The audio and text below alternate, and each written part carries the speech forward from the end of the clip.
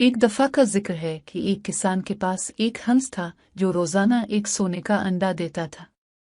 انڈے نے کسان اور اس کی بیوی کو روزمرہ کی ضروریات پوری کرنے کے لیے کافی رقم فراہم کی۔ کسان اور اس کی بیوی دیر تک خوش ہوتے رہے، لیکن ایک دن کسان نے سوچا، ہم دن میں صرف ایک انڈا کیوں لیں؟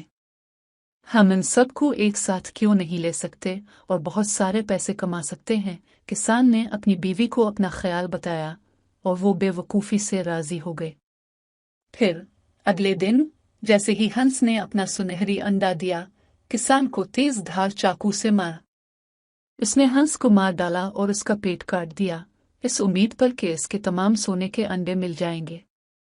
لیکن جب اس نے پیٹ کھولا تو اسے صرف ہمت اور خون ملا۔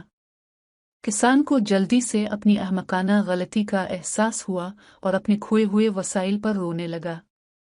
جیسے جیسے دن گزرتے گئے، کسان اور اس کی بیوی اپنی بے وقوفی کی وجہ سے غریب تر ہوتے گئے۔